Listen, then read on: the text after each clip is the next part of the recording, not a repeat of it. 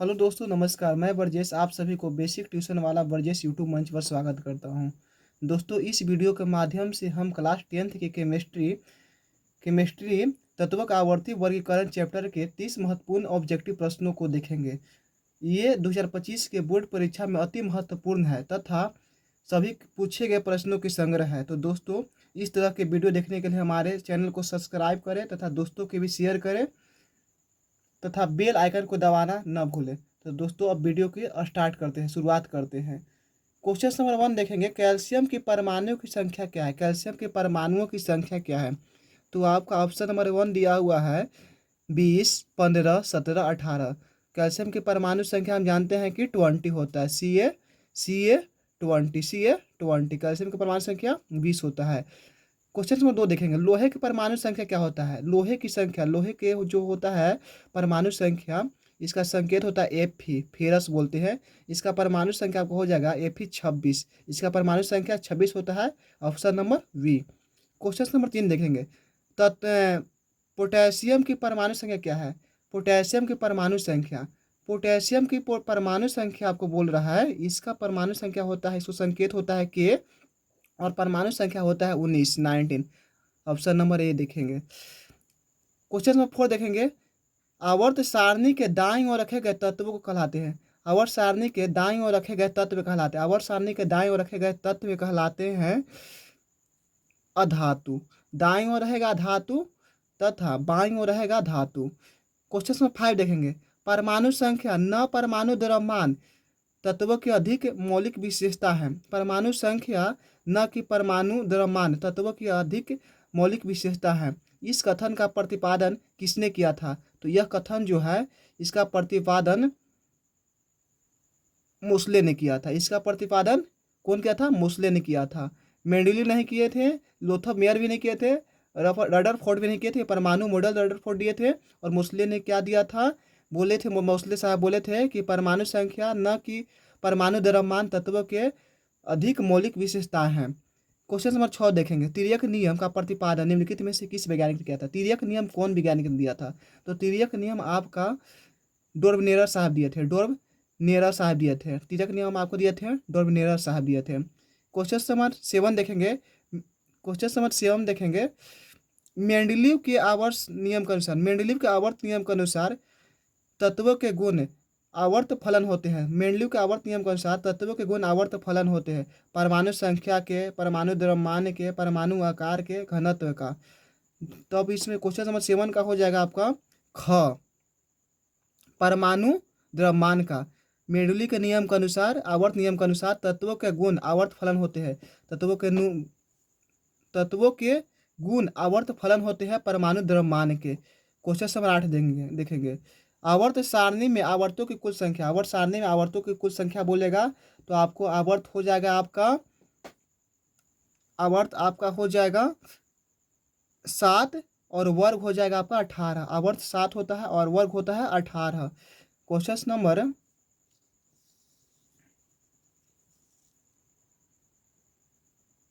9 देखेंगे। Question number 9 आपको बोल रहा है, देखिए क्वेश्चन नंबर 9, आधुनिक आवर्त सारणी, आधुनिक आवर्त सारणी में वर्गों की कुल संख्या कितनी है। आधुनिक आवर्त सारणी में वर्गों की कुल संख्या कितनी है। तो इसमें वर्ग आपका हो जाएगा, भी बताए थे कि आवर्त होता है 7 लेकिन वर्ग होता है आपका 18। वर्ग कितना होता है, 18 होता है। वर्ग आपका होता है 18 होता है।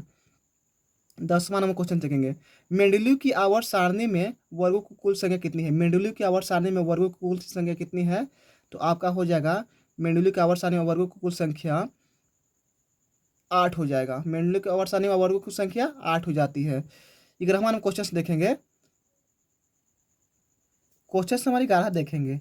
11 क्या बोलता है, आधुनिक आवर्त सारणी के उदग्र स्तंभ कहलाते हैं। आधुनिक आवर्त सारणी के उदग्र स्तंभ कहलाते हैं वर्ग। उदग्र स्तंभ कहलाते हैं वर्ग कहलाते हैं। क्वेश्चन नंबर 12 देखेंगे, आवर्त सारणी में बाएं से दाएं ओर जाने पर तत्वों की प्रवृत्ति के संबंध में कौन सा कथन असत्य है।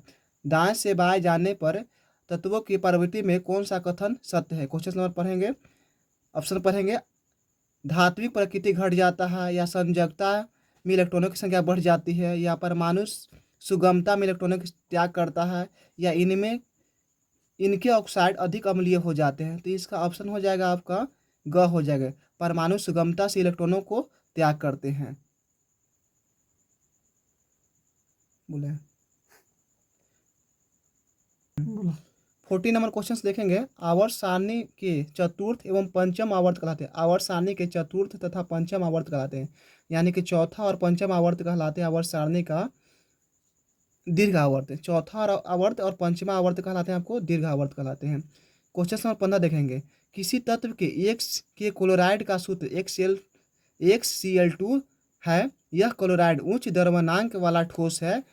आवर्त सारणी में यह तत्व संभवतः निम्नलिखित में से किस तत्व के वर्ग में होगा? आपका सोडियम होगा, मैग्नीशियम होगा, एल्युमिनियम होगा या सिलिकॉन में होगा? तो आपका हो जाएगा मैग्नीशियम में हो जाएगा। किस में हो जाएगा? मैग्नीशियम में हो जाएगा। क्वेश्चन नंबर 16वां देखेंगे। निम्नलिखित में कौन सबसे अधिक अम्लीय ऑक्साइड है? निम्नलिखित में कौन सबसे अधिक अम्लीय ऑक्साइड है? Na2O, CaO, MgO, SO2। सबसे अधिक अम्लीय बोल रहा है तो आपको हो जाएगा सल्फर डाइऑक्साइड, SO2 हो जाएगा। क्वेश्चन नंबर 17 देखेंगे। निम्नलिखित में कौन विद्युत धनात्मक तत्व है? निम्नलिखित में कौन सबसे अधिक विद्युत धनात्मक तत्व है? तो इसमें हो जाएगा आपका ग, सोडियम जो है ना वो अधिक विद्युत धनात्मक तत्व है। क्वेश्चन नंबर 18 देखेंगे। निम्नलिखित में कौन सा सर्वाधिक विद्युत ऋणात्मक तत्व है? धनात्मक बोलेगा तो सोडियम, धनात्मक बोलेगा तो सोडियम, लेकिन ऋणात्मक बोल दे तो आपको हो जाएगा फ्लोरीन। सोडियम हो जाएगा धनात्मक और ऋणात्मक फ्लोरीन हो जाएगा। 19 नंबर देखेंगे। क्षार और क्षारीय पार्थिव क्रमशः आवर्त सारणी के किस वर्गों में है? क्षार एवं क्षारीय पार्थिव धातु क्रमशः आवर्त सारणी के किस वर्गों में है? तो इसमें हो जाएगा आपका ऑप्शन नंबर क हो जाएगा। प्रथम एवं द्वितीय धातु, प्रथम एवं द्वितीय में है। 20वां क्वेश्चन देखेंगे। निम्नलिखित आधुनिक आवर्त सारणी में क्षैतिज कतारों की संख्या क्या होती है? आधुनिक आवर्त सारणी में क्षैतिज कतारों की संख्या क्या होती है? तो क्षैतिज कतार होते हैं 7। क्षैतिज कतार होते हैं 7 होते हैं। आवर्त सारणी के दीर्घ रूप में वर्गों की संख्या, आवर्त सारणी के दीर्घ रूप में वर्गों की संख्या, दीर्घ रूप में वर्ग बोलेगा तो आपका हो जाएगा 18। दीर्घ रूप में वर्ग बोलेगा तो 18 आपका हो जाएगा। 22 नंबर क्वेश्चन देखिएगा। आवर्त सारणी के किसी आवर्त में बाएं से दाएं जाने पर तत्वों का आकार, आवर्त सारणी में बाएं से दाएं जाएगा तो तत्वों का आकार क्या होता है? बढ़ता है। बाएं से दाएं जाएगा तो बढ़ता है, लेकिन दाएं से बाएं आएगा तो घटता है।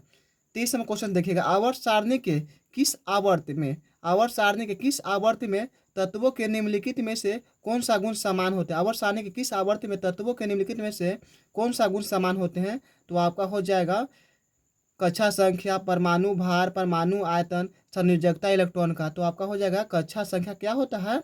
समान होता है। क्या होता है? समान होता है। क्वेश्चन नंबर 24 देखेंगे। निम्नलिखित में कौन उपधातु है? निम्नलिखित में कौन उपधातु है? Ferrous, copper, nickel, Sb।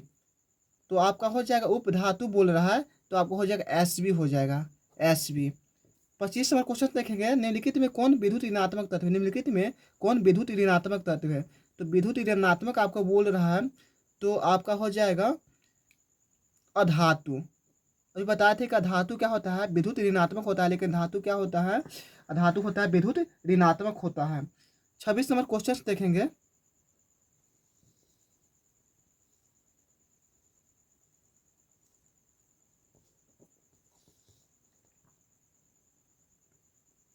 निम्नलिखित में कौन उपधातु है? तो Sb हो जाएगा, उपधातु हो जाएगा। निम्नलिखित में कौन विद्युत ऋणात्मक तत्व है? तो अधातु जो है विद्युत ऋणात्मक तत्व है। आवर्त सारणी में एक टेढ़ी मेढ़ी रेखा, आवर्त सारणी में एक टेढ़ी मेढ़ी रेखा धातुओं को अधातुओं से अलग करती है। आवर्त सारणी में एक रेखा होता है ना, टेढ़ा मेढ़ा रेखा होता है, वो क्या करता है? धातु से धातु की अलग करता है। इस रेखा पर आने वाले तत्व कहलाते हैं आपका उपधातु। आवर्त सारणी में एक टेढ़ी मेढ़ी रेखा होती है जिसके क्या करती है ना कि धातु धातु को एक भाग से दूसरे भाग में क्या करती है? बांटती है। तो जो ये रेखा पड़ी रहती है ना वो रेखा कहते हैं उपधातु। वो रेखा के बीच में जो तत्व आता है उसको बोलते हैं उपधातु। 27 नंबर क्वेश्चन देखिएगा। आवर्त सारणी में, आवर्त सारणी के शून्य समूह का तत्व होता है। आवर्त सारणी के शून्य समूह में कौन सा तत्व होता है? तो आपका होता है ख। आपका होता है ख। इसका सूत्र होता है हलीना करे रब से फरियाद, हलीना करे रब से फरियाद। इसके अंतर्गत जितना भी होता है ना तत्व आता है वो सब होता है शून्य वर्ग का तत्व होता है। क्या होता है? शून्य वर्ग का तत्व होता है, यानी कि वर्ग 18 का तत्व होता है। क्वेश्चन नंबर 28 देखेंगे। आवर्त सारणी के वर्ग 17 के तत्व कहलाते हैं। आवर्त सारणी के वर्ग 17 के तत्व कहलाते हैं, हाइलोजेंस ग्रुप का तत्व कहलाते हैं। हाइलोजेंस ग्रुप का तत्व कहलाते हैं, वर्ग 17 का तत्व कहलाते हैं, हाइलोजेंस ग्रुप का तत्व कहलाते हैं। 19वां नंबर क्वेश्चन देखिएगा, आवर्त सारणी के किस वर्ग के सभी तत्वों की संयोजकता होती है। आवर्त सारणी के किसी वर्ग के तत्वों के संयोजकता होती है तो आपका समान होता है। आवर्त सारणी के किसी वर्ग के सभी तत्वों की संयोजकता होती है, समान होती है। यानी कि कोई वर्ग ले लीजिए, जैसे बाप बेचे कार स्कूटर, बेटा राजी, तो इसका में क्या हो जाता है, सभी का संयोजकता 2 होता है तो 2 ही होता है, 3 होता है तो 3 होता है, पूरा वर्ग का संयोजकता क्या होता है, समान होता है। क्वेश्चन नंबर 30वां देखिएगा, आवर्त सारणी के वर्ग दो के तत्व दो के तत्वों के ऑक्साइड होते हैं। आवर्त सारणी का वर्ग दो के तत्वों के ऑक्साइड होते हैं, तो वर्ग दो के तत्वों के ऑक्साइड होंगे आपका क्षारीय होता है। क्या होता है, क्षारीय होता है। क्या होता है, बेसिकली होता है, क्षारीय होता है। तो आवर्त सारणी के वर्ग दो के तत्वों का ऑक्साइड होता है, क्षारीय होता है। तो इस प्रकार हमने 30 VVI इंपॉर्टेंट क्वेश्चन देखा, और आपके सामने जो लिखा हुआ है क्वेश्चंस का डिनोट किया हुआ है, देखिए आपका ये जो क्वेश्चंस है आपको जो है 16 में पूछा है। और इसके आगे चले आइए, देखिए आवर्त सारणी के आवर्त सारणी के दीर्घ रूप में वर्गों की संख्या होती है। ये आपका 2012 का बोर्ड मॉडल क्वेश्चंस है, ये 2017 का बोर्ड मॉडल क्वेश्चन है। तो इस प्रकार हम आगे आपको सभी वीडियो में लाएंगे। तब तक के लिए धन्यवाद, और हमारे चैनल को हमेशा विजिट करते रहिए, देखते रहिए वीडियो। Thank you.